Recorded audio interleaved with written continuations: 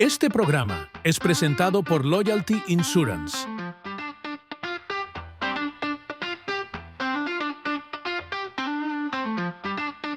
Hola. Evidentemente, la situación para el régimen cubano después de la captura de Maduro en Venezuela se le estaría complicando mucho más.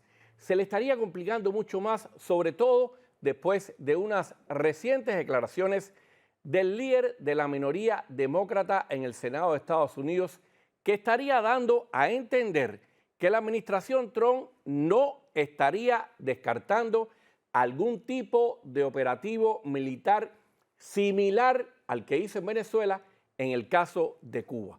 Por otro lado, los últimos movimientos militares de Estados Unidos en aguas del Caribe igualmente estaría enviando una amenazante señal para esa dictadura en Cuba.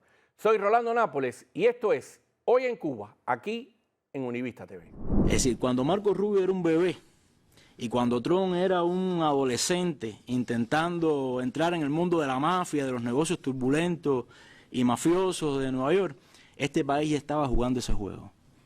Estaba jugando el juego del enfrentamiento duro, de un playajerón, de una crisis de octubre. La administración Trump no estaría descartando una intervención militar en Cuba tras el fulminante operativo en Venezuela para capturar al dictador Nicolás Maduro.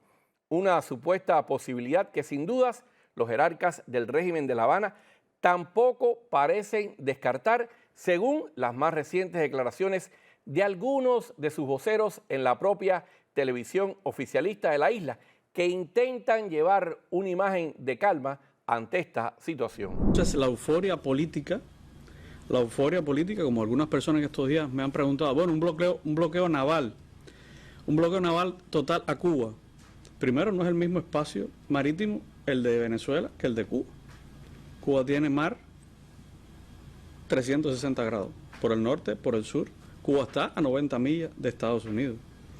Con Venezuela es mar solo en el norte y rodeado de islas y naciones que algunas se han plegado a los designios de Estados Unidos.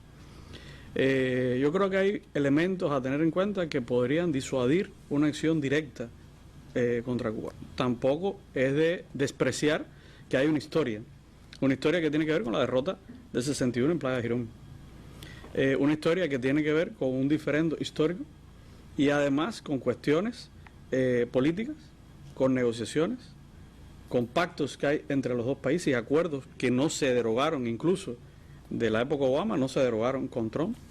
Hay acuerdos en materia de cumplimiento de la ley, pero obviamente es un gobierno que tiene un secretario de Estado cuyo discurso, fíjate, es sintomático, por ejemplo, que el día que hablaron el sábado a las 11:30 de la mañana, cuando le preguntaron a Trump por Cuba, dijo 2 líneas y se viró Marco, y tuvo que... De hecho, el New York Times dice, el presidente Trump está rodeado de belicistas en materia de Cuba como el secretario de Estado Marco Rubio.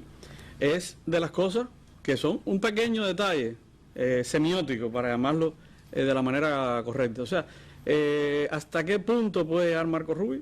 Marco Rubio ha sido realmente muy dúctil, no perdamos eso de vista. Muchos no le dábamos 6 meses en el gobierno porque iban a enfrentarse e iban a romper, como ha pasado con algunos halcones dentro del séquito de Donald Trump. Ha sido el senador Chuck Schumer quien ha dado a entender que la Casa Blanca no descartaría una intervención militar en Cuba y en Colombia.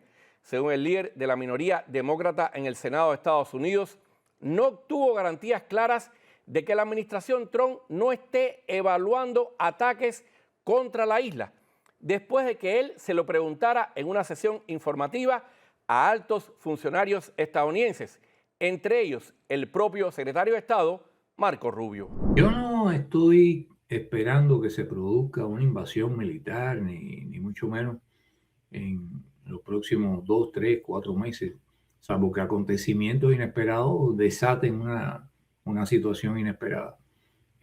Por otro lado, cuando se habla de esto, por ejemplo, ahora mismo yo usé la palabra invasión, lo menos probable es que se produzca una invasión en el sentido de una ocupación masiva de un territorio que después se extiende en el tiempo, ¿no? De la ocupación del lugar. pero sí la situación de Cuba ya era frágil, era, digamos, muy incierta al corto plazo, dadas las circunstancias que ya existían antes de lo sucedido en Venezuela, y es una verdad de perogrullo que al faltarle el 30% del suministro de petróleo a Cuba, van a empeorarse las situaciones de vida en el país y la economía se va a paralizar y va a haber toda una serie de impactos económicos, financieros, sociales como consecuencia de eso.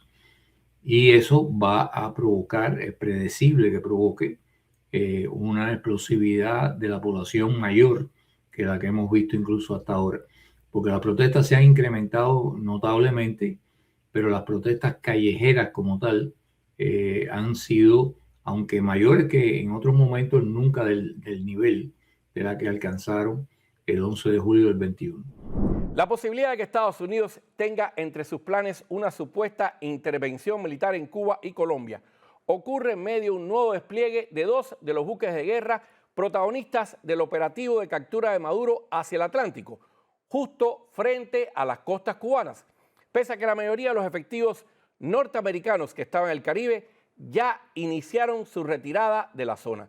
Un despliegue que parece enviar una fuerte señal a La Habana, hoy igualmente en la mira de Washington. Dadas las circunstancias que se vienen encima de Cuba, no hay que descartar de que volvamos a ver algún tipo de explosión nacional en el país, que va como siempre, se inicia por un lugar y después se va explotando. Entonces, ¿qué sucede en esas circunstancias? Bueno, el principal problema de los Estados Unidos es su seguridad nacional. Entonces, ¿cuál es el problema de Estados Unidos en una circunstancia de explosividad en Cuba? Eso se va a transformar en un éxodo masivo hacia Estados Unidos. Eso es un problema de seguridad nacional de Estados Unidos.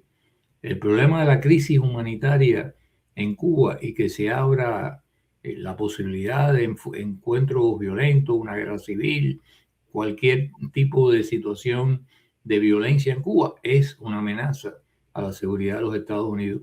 La crisis de sanidad que existe en este momento, con todas esas epidemias en Cuba, a 90 millas de Estados Unidos y con un flujo de pasajeros bastante considerable, aunque no de los niveles de antaño, con la isla, es una amenaza también a la seguridad fitosanitaria en Estados Unidos. Entonces, es siempre de esa perspectiva que lo van a ver. Yo no creo que la administración Trump tiene ninguna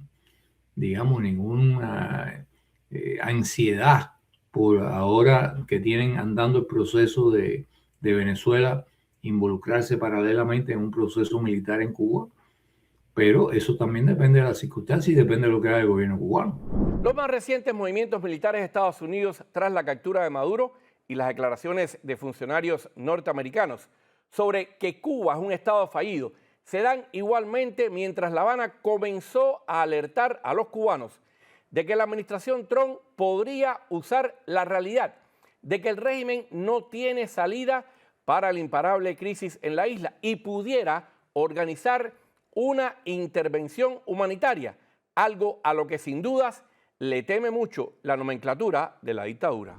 El gobierno cubano debiera comprender que ya no tiene nada que negociar como en antaño con Estados Unidos. ¿Qué es lo que va a negociar?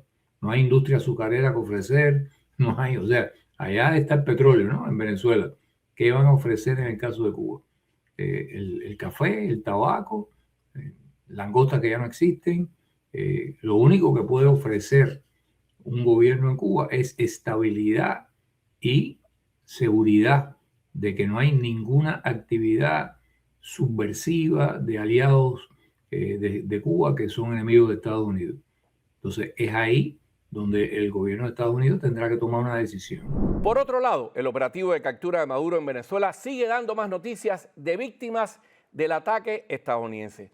El ministro de Relaciones Interiores del chavismo, Diosdado Cabello, afirmó que ya suman 100 los muertos y advirtió que la cifra pudiera aumentar. Sobre uno de los 32 militares cubanos que fallecieron en este ataque, el registrado como soldado Luis Alberto Hidalgo Casal. Familiares en la isla dijeron que él era un chofer civil y que les sorprendía que apareciera en la foto que publicó el régimen vestido de militar. La primera baja es la verdad. Esa es la primera baja, la verdad. Porque vienen las manipulaciones, vienen las campañas para desinformar y para hacer creer cosas que no están ocurriendo ni ocurrieron. Venezuela fue víctima de un ataque bárbaro, artero, donde hasta ahora, y digo hasta ahora, hay 100 fallecidos, 100. Y otra cantidad parecida de heridos. Terrible el ataque contra nuestro país. Eso es cierto, eso es una verdad. No lo va a tapar nadie. No lo va a tapar nadie, no hay manera que eso pueda ser tapado. Y hoy el mundo lo está descubriendo de manera plena,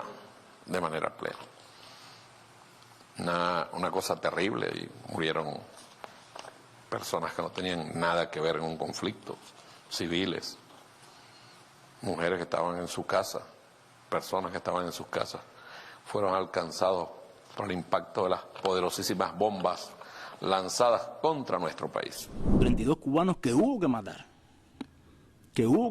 con un despliegue tremendo, con una fuerza bruta, no sé cuántos helicópteros, no sé cuántas armas, hubo que matar y tuvieron que demorar horas para matarlo. ¿Cuánto hubiera querido Estados Unidos haber cogido un cubano vivo para usarlo después quizás como un testigo para alguna de sus mentiras, para buscar información? Hubo que matarlo. De tal manera que en medio de todo este discurso hay algo que yo siempre he dicho con respecto a las relaciones Cuba-Estados Unidos. Los Estados Unidos no son capaces de interpretarnos, porque no son capaces de interpretar un país que ha vivido un proceso como el que nosotros hemos vivido.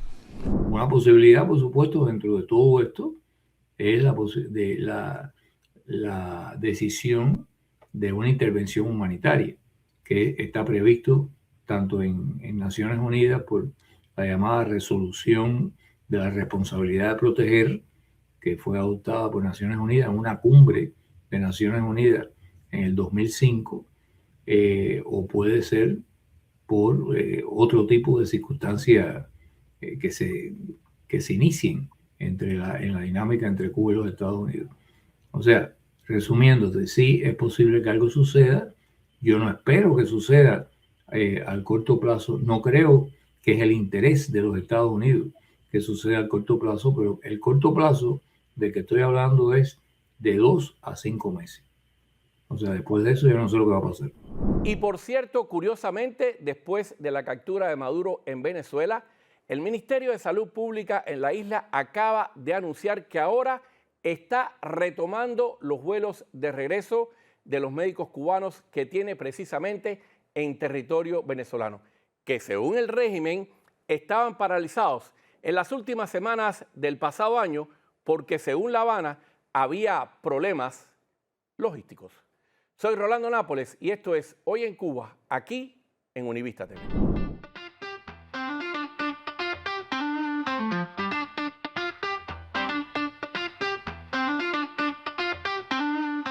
Este programa fue presentado por Loyalty Insurance.